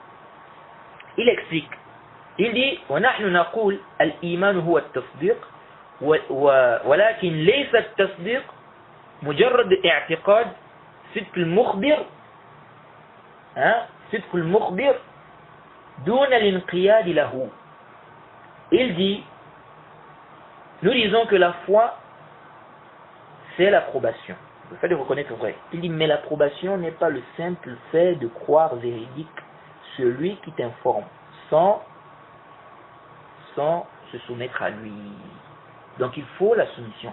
Un peu plus bas il dit فَالتَّصْدِيقُ إِنَّمَا يَتِمُ بِأَمْرَيْنِ أَحَدُهُمَا اعتقاد الصدق والثاني محبة القلب وانقياده.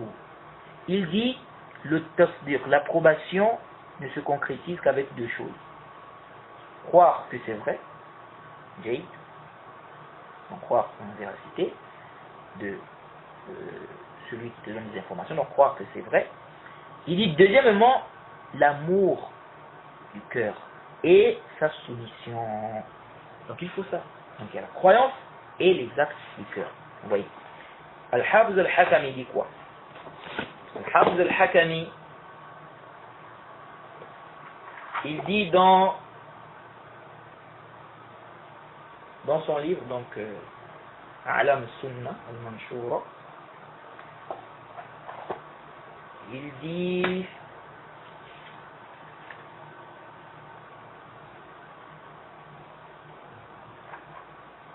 excusez-moi,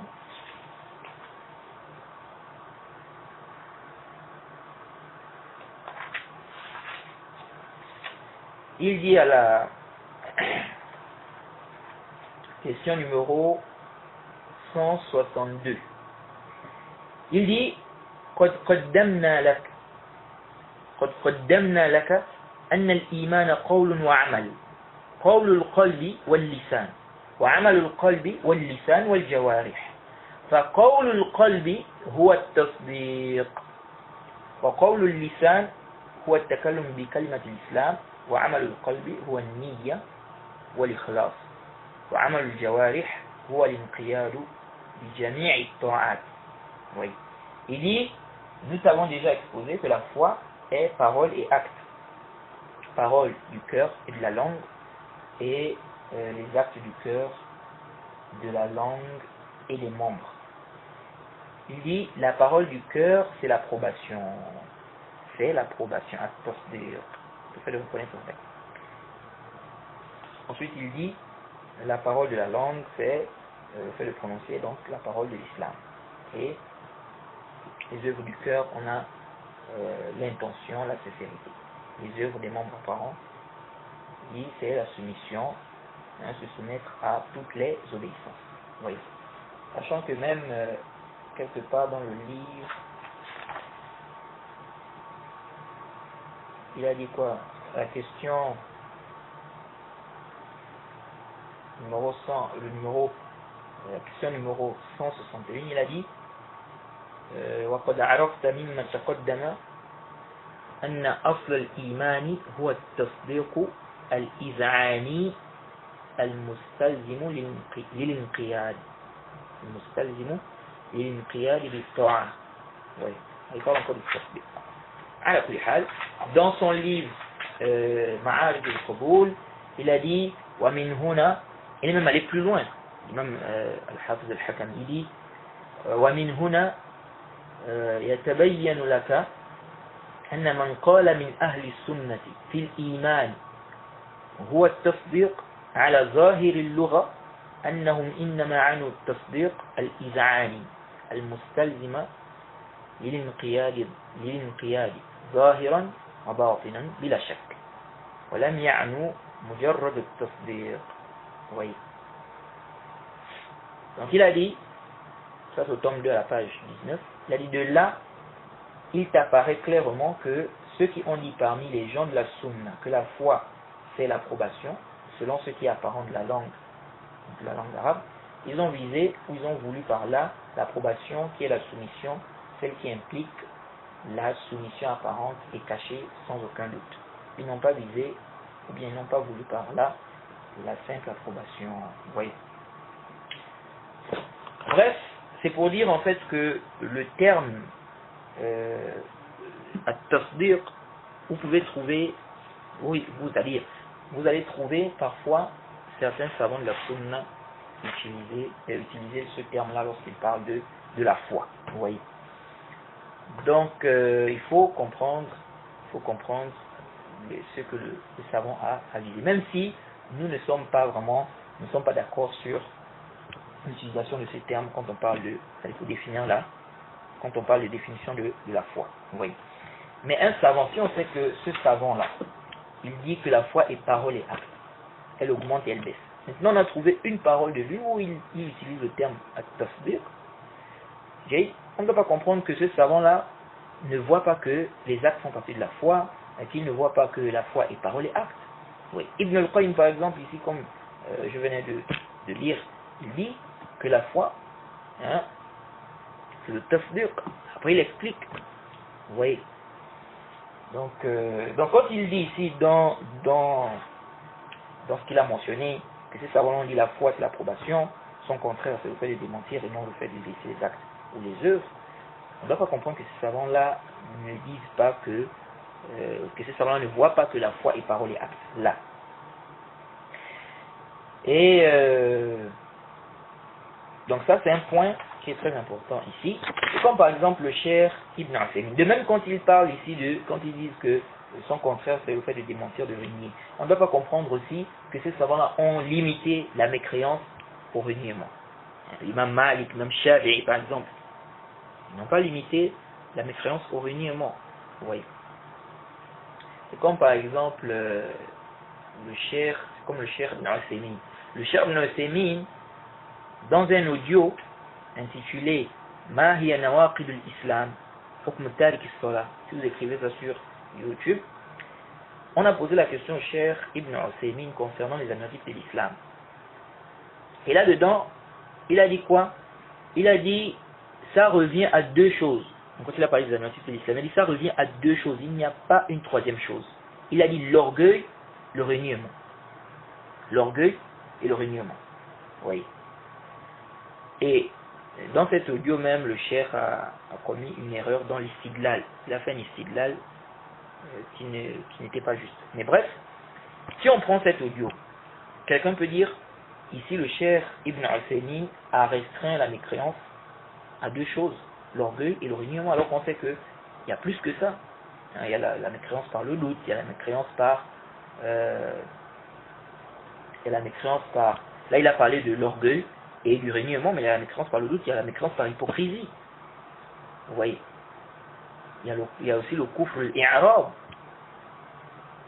Vous voyez, le kufr al-i'rab. Mais ici, le Cheikh Ibn Uthaymin dit, ça revient à deux choses, il n'y a pas une troisième chose. Il dit l'orgueil et le reniement. Donc le juhud et l'istikbar. Donc si quelqu'un prend ça comme ça, il peut dire que le Cheikh Ibn Uthaymin a limité le kufr au juhud et à l'istikbar. Vous voyez. Et là on va dire quoi? Le Cheikh c'est un murji? Non. On sait que le Cheikh Ibn Uthaymin ne voit pas que le kufr est seulement limité au reniement ou bien à l'orgueil. Il y a d'autres catégories de kufr. Vous voyez. Mais parfois le savant peut parler, il peut dire des paroles, il ne prend pas conscience de ce que ça implique parfois. Ou ce que ça peut causer après. Ça peut arriver, c'est un être humain, le savant n'est pas du tout infaillible. Vous voyez. Donc, on connaît la croyance du Cheikh Ibn Uthaymin. On connaît que le Cheikh Ibn Uthaymin ne limite pas le kufr au juhud ou bien à l'istikbar.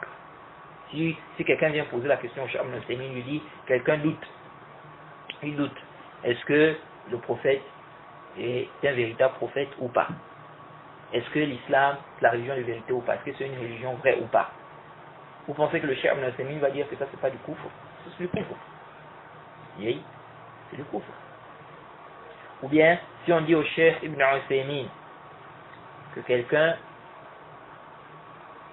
est un hypocrite, par exemple, il ne croit pas que l'islam c'est la vérité.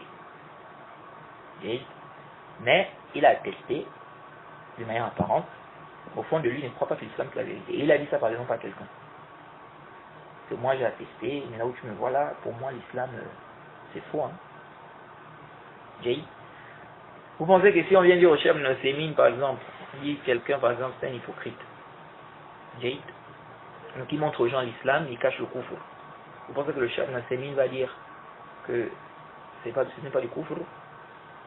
Donc, on connaît la croyance du Cheikh. Donc si on voit que le Cheikh dans un audio, il dit que quand il parle des injustices de l'islam, il dit ça revient à deux choses. Il n'y a pas une troisième chose. Il dit le juhud et l'istikbar, l'orgueil et le reniement. Nous, comme on connaît la croyance du Cheikh, on sait que le Cheikh ne limite pas le kufr à cela. Donc ici, là, quand il a parlé, quand ils ont dit que la foi et l'approbation sont contraires, c'est le fait de démentir et non le fait de laisser les actes ou les œuvres, on ne doit pas comprendre que ces savants-là ont limité le kufr au juhud, ou bien que ces savants-là ne voient pas que les actes font partie de la foi, etc. etc. Donc ça c'est un point que je voulais rappeler qui est important. Et voilà. J'espère que on a été assez clair. Le cours d'aujourd'hui était très long. Mais avant de terminer rapidement, j'ai envie de vous lire une parole du Cheikh Ubayd. Alors le Cheikh Ubayd a dit ceci. Dans son livre Fath al-Ma'boud, à la page 184, il a dit, parlant du hadith de l'intercession, il a dit, si tu ajoutes sa parole qui est mentionnée dans le hadith d'Abi Sa'id al-Khudri, qu'Allah l'agrée, donc Allah, fera sortir des gens de l'enfer qui n'ont fait aucun bien à celle mentionnée dans ce hadith. Donc là il parle du hadith de la carte. Il dit, il apparaît donc que le sens de sa parole qui n'ont fait aucun bien est aucun bien parmi les actes des membres apparents. Qui dit ça? Le Cheikh Ubayd, car le préserve. Il dit encore dans une autre dans un autre livre, il dit dans une autre parole, ça c'est dans Al-Fawaid al-Majmu'a, à la page 100 jusqu'à la page 102. Il a dit ceci, vous avez fait la traduction de cette parole.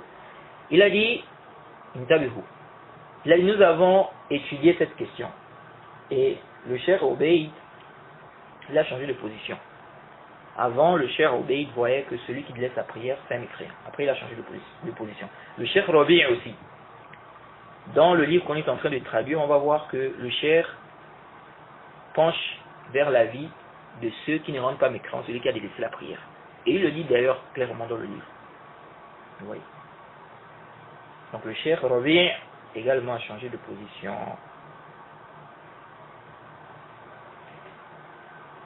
Alors, le Cheikh Obeid dit ceci.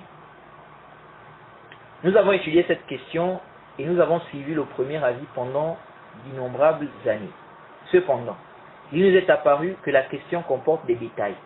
Le hadith de la carte montre que l'avis juste est la perversité de celui qui délaisse la prière par négligence, par paresse, tout en reconnaissant son caractère obligatoire. D'après Abdullah ibn Amr, qu'Allah l'agrée, le prophète a dit, Allah fera comparaître un homme de ma communauté devant les créatures le jour du jugement dernier. Là, il cite le hadith de la carte. Il dit, il lui sera alors montré 99 registres. Chacun des registres aura une longueur qui s'arrêtera où la vue s'arrête. Allah lui dira, renie-tu cela? Il dira, non, ô Seigneur.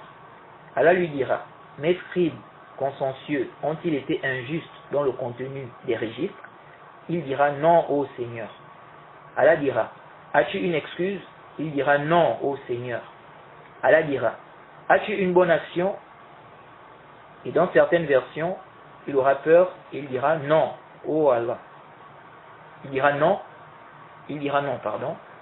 Allah dira, il dira non, Allah dira, si tu as auprès de nous une bonne œuvre. On dira, apporte ta balance, on lui présentera alors une carte sur laquelle il sera inscrit. J'atteste qu'il n'y a aucune divinité digne d'adoration en dehors d'Allah et que Mohammed est son serviteur et messager. Il dira alors, ô Seigneur, quel poids peut avoir cette carte avec tous ces registres de péché? Il lui sera dit, il ne te sera pas fait d'injustice. Les registres seront mis sur un plateau, donc de la balance, et la carte dans l'autre. La balance penchera alors du côté de la carte. La carte sera plus lourde sur la balance. Il rentrera alors au paradis. Le cheikh dit, nous avons ici deux choses. Premièrement, les 99 registres ne comportent aucune bonne œuvre émanant de cet homme. S'il y avait des bonnes œuvres, Allah devait dire, si tu as des bonnes œuvres auprès de nous. Il n'a pas dit cela. Il a plutôt dit, si tu as une bonne œuvre auprès de nous. Il n'a pas dit des bonnes œuvres. Il est donc clair que si ce n'était pas sa concrétisation du tawhid, il devait rentrer en enfer. La deuxième chose, qu'est-ce que cet homme a perdu? Il n'avait pas des actes apparents. Il n'y avait aucun acte des membres apparents dans les registres. Il a été sauvé par la grâce d'Allah et par sa miséricorde du fait qu'il faisait partie des gens du tawhid par cette carte, et il est rentré au paradis à travers les deux attestations. C'est la concrétisation du tawhid. De ce fait, nous prenons connaissance de l'aspect argumentatif qui montre que celui qui délaisse la prière par négligence est un pervers parmi les pervers. Et s'ajoute à cela un autre aspect argumentatif lorsque tu prends conscience qu'Allah ne lui a pas dit où est la prière, où est la zakat, où est la prière, où est la zakat. Il n'a pas discuté avec lui sur quoi que ce soit de ses œuvres. Sur quoi que ce soit de ses œuvres. Il lui a simplement dit, tu n'as qu'une œuvre.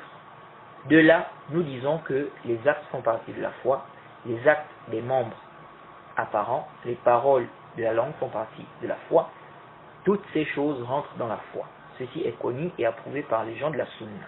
Ils définissent la foi comme étant une parole de la langue, les actes des membres apparents et une croyance du cœur. Elle augmente par l'obéissance et baisse par la désobéissance. Cependant, aucune œuvre n'a de valeur elle est nulle si l'homme ne concrétise pas le tawhid. Ajoutons que celui qui délaisse volontairement la prière, la zakat, le jeûne du Ramadan, le hajj, donc celui qui délaisse volontairement la prière, la zakat, le jeûne du Ramadan, le hajj obligatoire, tout en réuniant le caractère obligatoire, après avoir eu connaissance et que les conditions ont été réunies, les empêchements écartés, est un mécréant sans aucun doute. Quant à celui qui, écoutez très bien ce que le Cheikh Obeid dit ici, quant à celui qui délaisse les œuvres par négligence, tout en reconnaissant le caractère obligatoire de ces œuvres, il est pervers. Et ce hadith, donc celui de la carte, est une preuve justifiant cela. Ce hadith renforce cet avis. Donc je termine avec cette parole du Cheikh Obeid. Donc on demande à la facilite qui nous donne la compréhension de sa religion. On s'arrête ici. Le cours d'aujourd'hui était vraiment long, mais bon, voilà. سبحانك اللهم وبحمدك وأشهد أن لا إله إلا أنت أستغفرك وأتوب إليك